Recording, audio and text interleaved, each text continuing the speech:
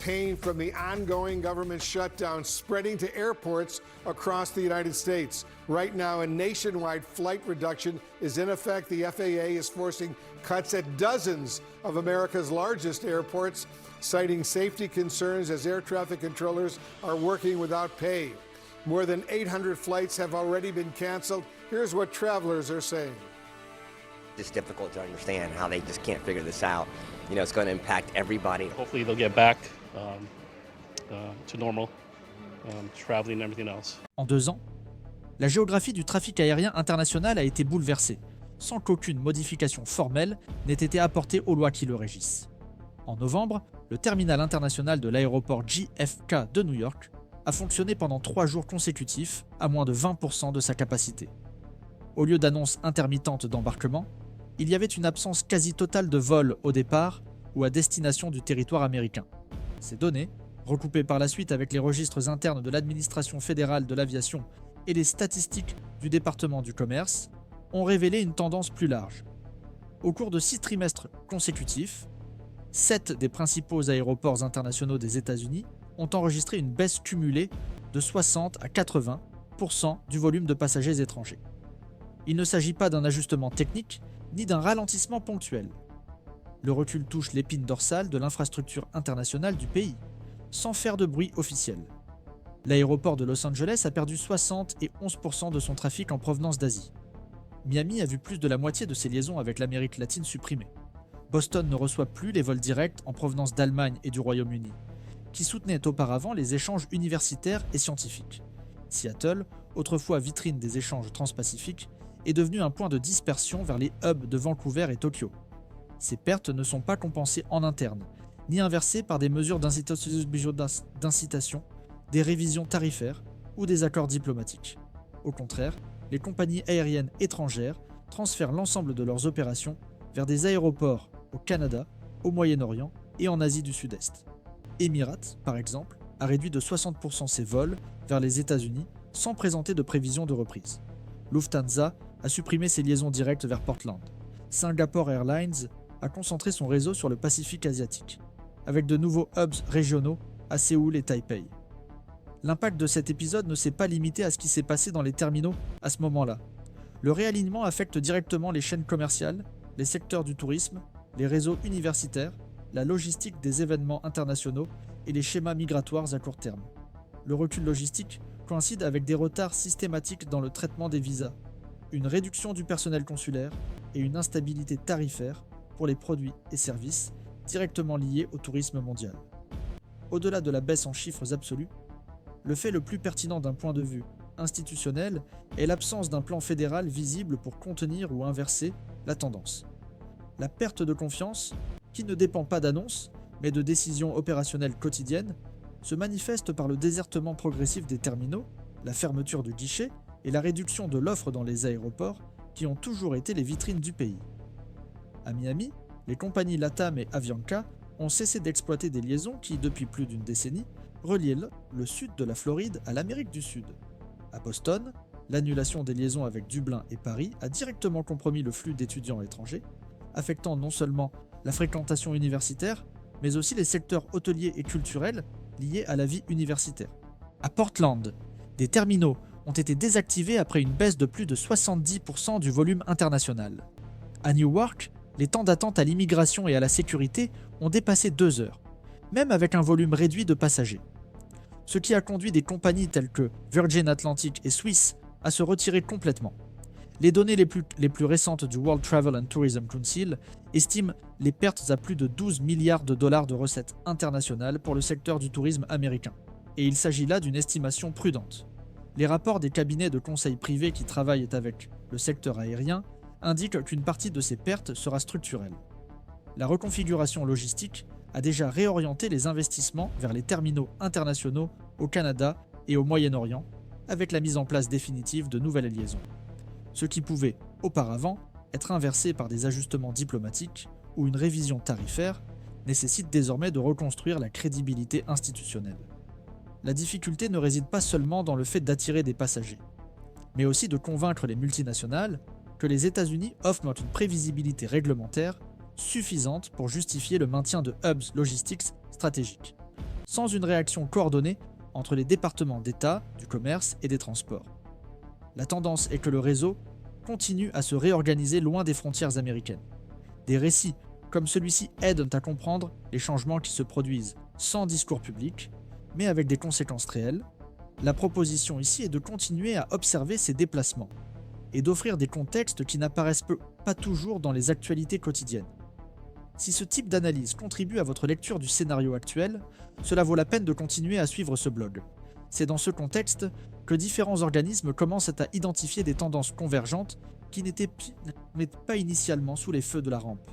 Des documents internes de la Transportation Security Administration, examinés par des comités du Congrès entre septembre et octobre, révèlent que le taux de transfert des passagers internationaux vers des correspondances secondaires en dehors des États-Unis a augmenté de plus de 50% en un an.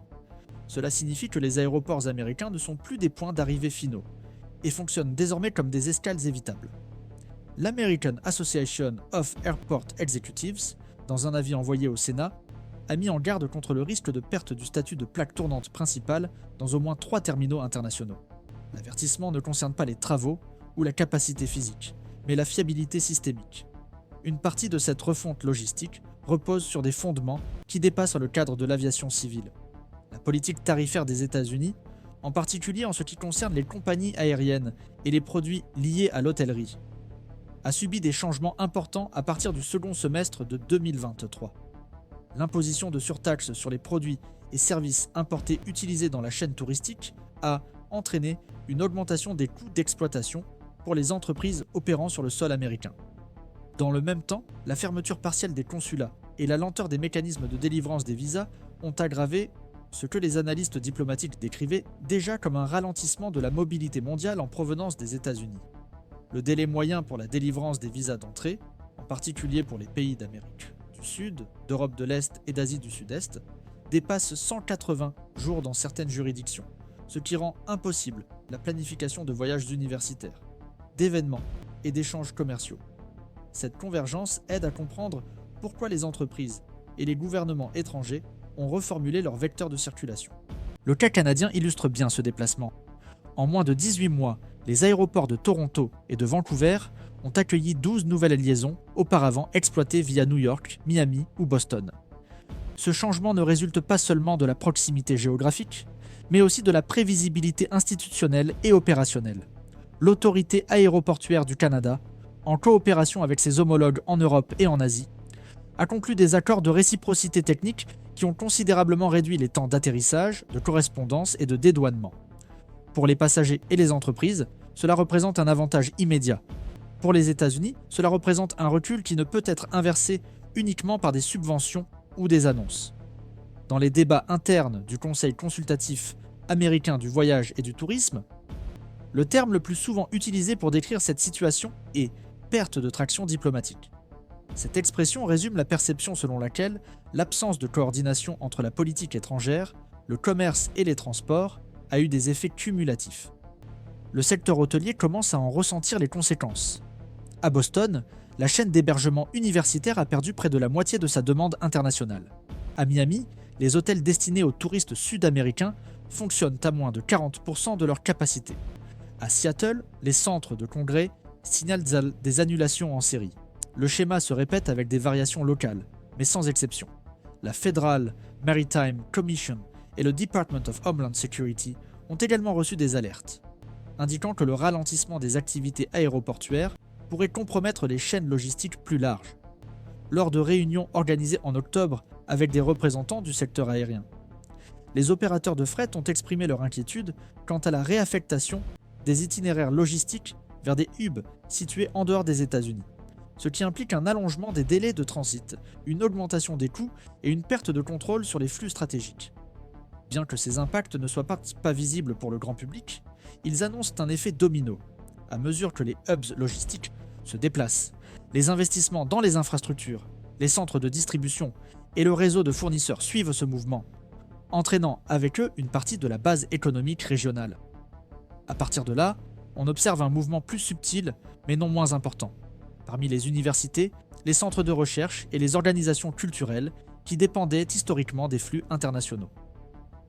Dans des rapports envoyés à la National Science Foundation, Des institutions telles que Harvard, le MIT et Stanford ont signalé une baisse du nombre d'inscriptions d'étudiants étrangers, non pas en raison d'une perte d'intérêt, mais en raison de l'impossibilité consulaire et logistique. La baisse du flux étudiant n'affecte pas seulement les universités, mais se répercute également sur les startups, les laboratoires, les incubateurs et les entreprises qui dépendent de la diversité internationale pour innover. Selon les experts, ce qui est perdu, ce n'est pas seulement des revenus, mais aussi la densité intellectuelle et la capacité de projection mondiale. Ce déplacement ne se produit pas dans un vide institutionnel. Depuis la création du Homeland Security Act, l'infrastructure d'entrée aux États-Unis fonctionne selon un modèle qui privilégie la sécurité au détriment de la rapidité. La révision de ce modèle fait l'objet de discussions intermittentes depuis plus d'une décennie, mais il n'y a pas de consensus sur la manière d'équilibrer protection, compétitivité et diplomatie. Il en résulte que les goulets d'étranglement, accumulés au cours de différents cycles politiques, se transforment désormais en un éloignement réel, continu et structurel. C'est précisément ce type d'analyse connectée qui permet d'anticiper les scénarios et de comprendre la logique derrière les données. Lorsque nous observons le comportement des entreprises, des institutions et des gouvernements face à des tendances convergentes, nous constatons que les effets sont rarement immédiats, mais presque toujours irréversibles. Si ce contenu vous aide à suivre ces changements de manière plus structurée, cela vaut la peine de continuer à nous suivre ici. Parmi les spécialistes de l'instabilité systémique, les diplomates de longue date et les dirigeants du secteur aérien international, différentes interprétations continuent d'émerger sur le processus de désertification qui se consolide dans les principaux aéroports des États-Unis d'Amérique.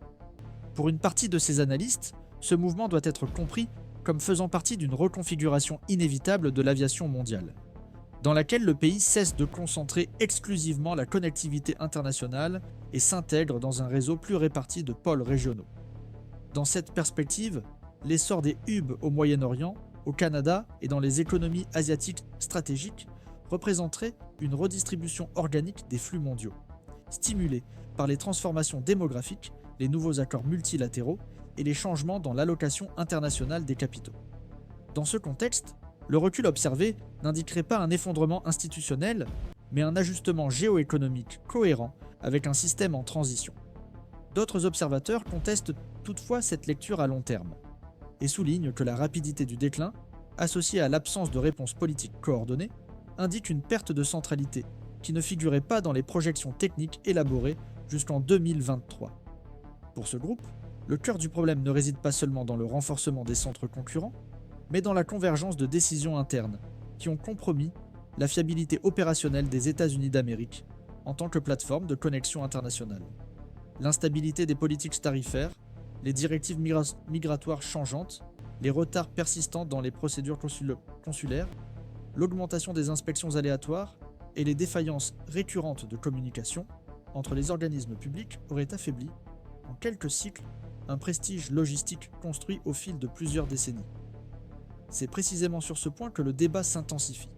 Dans quelle mesure les pertes sont-elles circonstancielles et dans quelle mesure commencent-elles à prendre un caractère structurel ? Au sein de l'administration fédérale, la réaction reste fragmentée. Certains secteurs du ministère du Commerce défendent des initiatives d'urgence visant à rétablir partiellement la demande, telles que des incitations temporaires aux entreprises étrangères, la réduction des taxes aéroportuaires et la réévaluation des taxes appliquées aux opérateurs logistiques. En revanche, certains secteurs du ministère des Affaires étrangères s'opposent à toute mesure impliquant une modification des régimes de visa ou un assouplissement des exigences diplomatiques de réciprocité. Au Congrès, les représentants des États côtiers ont cherché à relancer des propositions visant à stimuler le tourisme international, mais se sont heurtés à des obstacles au sein de commissions dominées par des agendas axés sur la sécurité et le contrôle migratoire. Il en résulte une impasse décisionnelle, dans laquelle les impacts économiques continuent de s'accumuler, tandis que le débat institutionnel se fragmente. Ce manque de coordination se reflète également dans le comportement des acteurs privés. Les compagnies aériennes nord-américaines ayant des activités internationales choisissent donc de maintenir des liaisons à faible taux d'occupation, misant sur une éventuelle reprise du flux mondial. Les entreprises étrangères, quant à elles, adoptent une attitude plus prudente, réorientant leurs investissements vers des marchés jugés plus prévisibles. Pour des aéroports tels que John Fitzgerald Kennedy, Los Angeles International et Logan International, cela se traduit par des niveaux persistants de sous-utilisation, compromettant leur capacité à attirer de nouvelles concessions, des investissements dans les infrastructures et des partenariats internationaux. Dans ce contexte, l'incertitude tend à se transformer en un recul progressif, pas nécessairement irréversible, mais de plus en plus difficile à inverser. Certains analystes du commerce international associent directement le modèle actuel de désertification aéroportuaire à la position récente des États-Unis d'Amérique dans les différends tarifaires avec leurs partenaires stratégiques. L'imposition de barrières aux produits et services liés à la chaîne touristique aurait provoqué des réactions indirectes, telles que la suspension informelle des accords de réciprocité logistique, le durcissement des exigences techniques et le déplacement des investissements vers les pays voisins. Pour ces observateurs, cette dynamique sert d'avertissement sur les limites des stratégies unilatérales dans un environnement économique hautement interdépendant. Néanmoins, il n'y a pas de consensus sur la mesure dans laquelle ces décisions résultent d'une planification délibérée ou d'un manque de coordination entre les différentes agences gouvernementales. Alors que le débat reste ouvert, les effets sur les écosystèmes urbains deviennent plus évidents. Des villes comme Boston et Seattle enregistrent une baisse du nombre d'événements internationaux confirmés. Le secteur hôtelier de Miami fonctionne en dessous du seuil de rentabilité. Les établissements universitaires des régions métropolitaines de New York et Los Angeles révisent leurs projections budgétaires. Face à la diminution du nombre d'étudiants étrangers, les opérateurs de fret signalent un détournement continu des itinéraires vers Toronto, Doha, Dubaï et Singapour. Les conséquences dépassent les limites des aéroports et redéfinissent les axes économiques qui soutenaient l'intégration mondiale de ces villes. Pourtant, certains segments du système lui-même voient la possibilité d'un changement de cap. Les représentants de la US Travel Association plaident en faveur de la création d'un groupe de travail interagences, chargé de repenser la connectivité internationale à partir d'un plan national de relance. La proposition comprend la révision des accords bilatéraux, la renégociation des tarifs et la modernisation des procédures d'entrée pour les passagers internationaux. À ce jour, cependant, aucune de ces initiatives n'a été officiellement mise en œuvre, et le processus de repli se poursuit, accompagné désormais d'un élément supplémentaire, le changement de perception. Le risque principal ne réside peut-être pas seulement dans la perte de flux, mais dans l'érosion du statut symbolique de référence mondiale. Le scénario reste donc ouvert. Il n'y a aucune certitude quant au rythme futur du recul, ni quant à la capacité institutionnelle à élaborer une réponse intégrée. Ce qui s'accumule, ce sont des signes.